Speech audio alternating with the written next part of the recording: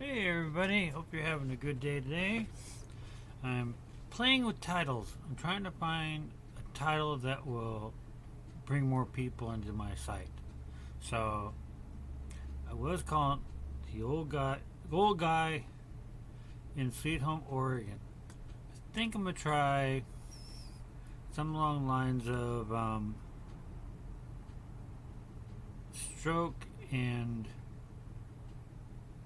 crafting by an old guy or something like that. Get those names in front because I do want to concentrate on the stroke part of my life and my crafting part of my life. Those two things, and just general things. What's it like to live in Sweet Home. You know, Sweet Home's a nice town. It's a nice average town. You know, I don't pay a ton of money to live here. You know, and I think everybody else in town pays a pretty decent average amount. You know, we have a nearby town to Lebanon where we can go to a Walmart, Supercenter. We got Biomart, we've got Coastal Farm and Goods, what it's called, and what's that one called? Harbor Freight. And we got a run-of-the-mill restaurants: McDonald's, Burger King, Dairy Queen, Pan Express, Taco Time, Taco Bell. And some mom and pop ones. You know, um, one called Apple something or other. That's an American restaurant.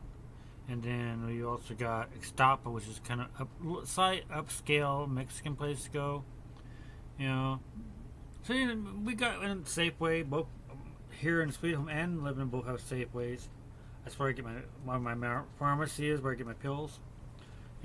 It's a pretty decent place to live. I suffered a stroke about 8 years ago, and mine wasn't a super horrible one, but it was bad enough. Pretty well numbed up the whole right side of my body, and made it to where I had to learn to do everything with my left side. So I had to reteach myself how to walk, how to write, how to use this hand instead of this hand. I went 50 odd years of my life with this hand. Now, hoping another 50 years with this hand at least. So it's funny, you think you're ambidextrous, you can use both hands, but until you have to use the other hand, you don't realize how much you use your dominant hand, which I do. I've been working with today. I worked with some clay. Working on trying to get it down pat. I've got some good things now. I've got these rollers, they're called. There's an image on here. This is an owl. You roll across the surface of your clay, and it leaves behind a really nice picture of an owl. Which, if I can get it, but the problem I have right now is that it won't stay flat. It keeps trying to lift up. Now I can get it to stay flat, then I can take this image, roll it out, paint it, and put it in a frame and make a nice little picture. Also got, they're called punches. Well, at least that's what I hear them called. I've tried different kinds of cookie cutters. I tried the this old fashioned tin kind, and it works really good with the clay I'm working with. I mean, it's a Christmas tree, and it works. You can paint it; it work. But these guys, I'm really looking. Let's see how many they can find. They've got the image on them. See, this is a goat. See, and it goes inside of this holder that punches out like the old-fashioned cutter there, but also this part here impresses the image's face on there. You get more detail. Whereas, this is perfectly fine. I got this set first. I mainly got it for this guy, cross. A lot of people wear crosses, religious people. I'm not saying anything wrong with that. Across the street from me is a family of Catholic people, Catholic family, and there's 2 boys and 3 girls. One boy has gotten big enough he's left now, but the other boy and the 3 girls still there. And I know the little girls like to wear crosses, so I thought I'd get this. And get it to work, and then give them some unpainted crosses they can paint and to do what they want with it. They enjoy that. So that's what I'm working on right now with that idea. Then I made this thing, which is I call it a card holder. And you can see the image. I got a little bit of stripe, just a little stripe on there, just a little decoration.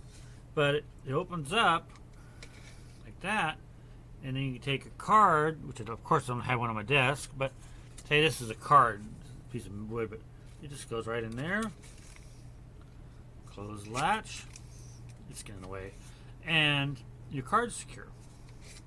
So, there, I had a card in there, or at least a make-believe card. So here's a make-believe piece of cardboard.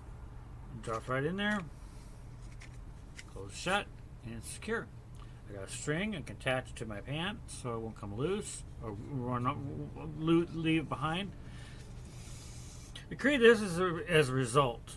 I have a girlfriend who lives with me, and her family lives up in Washington. Her son.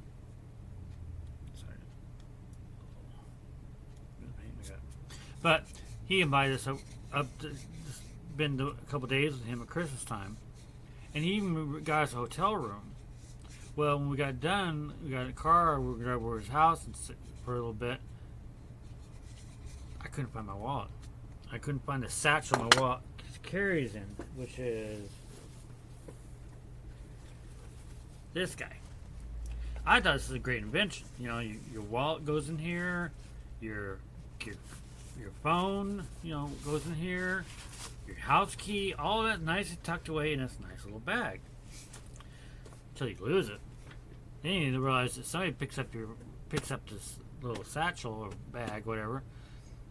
They got everything. They've got your house key, your address, they got your bank card, your food card, your ID cards, your bank information's in there. It was in there. Everything. I was devastated. I walked around that parking lot of that hotel over and over again. I got the police involved. I got the security involved. I was desperate.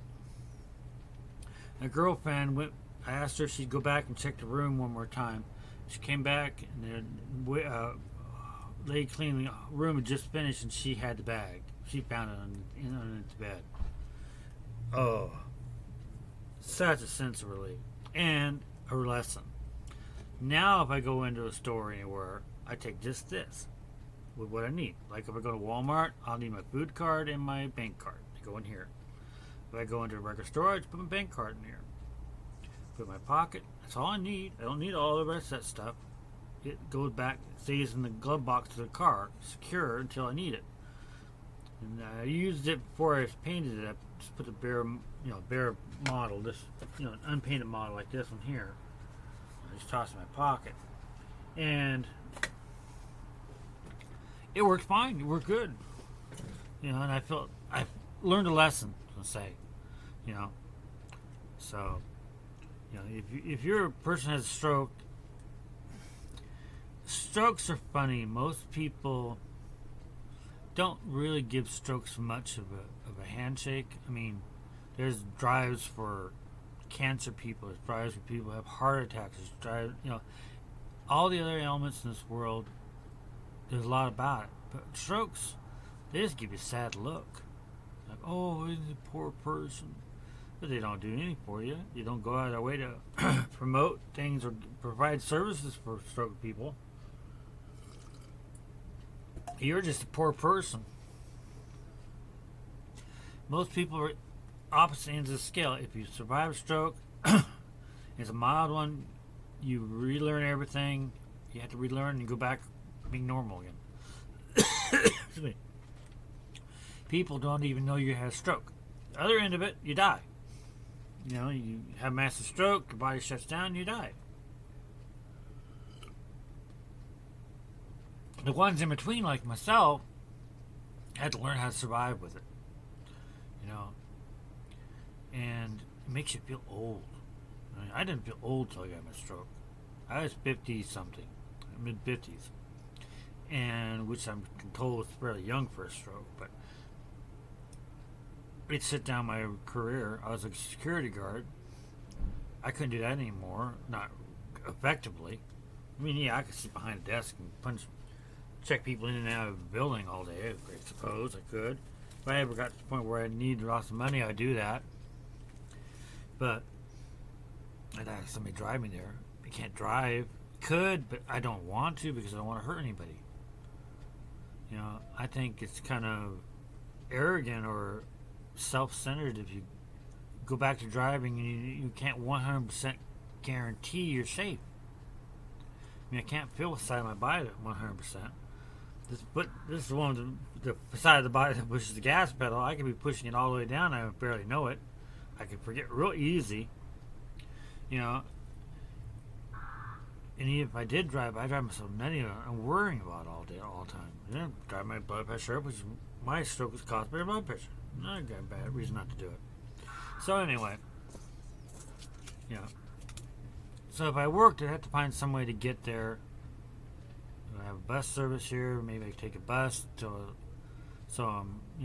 arrive beforehand and walk to the post and sit down. You know, I'd lose probably a good half hour of my day just in bus travel, or I have my girlfriend drive me there and come back and pick me up. Again, she's doubling her cost of gas, even if it was close. So far, I've been able to survive on SSI, or SSA, I think it's called. But I would like to have some security, some backup. That's one reason why I'm trying this out. I want to talk and touch people who've had strokes or doing crafting like I do, and maybe help them a little bit. And in return, all I'm asking for is just a little bit of help. Sounds like you can get money from YouTube by volume. If you have a lot of people checking your site, they'll give you a little bit of money for it. And then people start wanting to sponsor stuff. I mean, I'd hold up and say, buy Brunswick soap, good stuff. That give me a couple more dollars in my pocket, to where I can survive. I do that. Anybody who watches me can ignore it, or try it out. I wouldn't say something I didn't believe in. So today's been pretty good. I had my ups and down days. I had my ups and down days, was yesterday. I had my bad days, like the day before that, because I was not feeling well. And today I feel fairly better. That's a word, fairly better, feeling better. So anyway, I've been on here long enough. Hope you all had a good day. And this new approach works. It works, and I'll settle into a routine, kind of like a log. I'll just tell you each day I'll come on and be day 1, day 2, whatever. This is day 7, I think. So I'll mark it as 7. But hopefully you like it. You'll come back to listen to me. Hope everybody's having a good day. Be nice to people. They'll be nice to you. I believe in karma per se. You do good things for people, it'll turn out and be good for you. So talk to you later.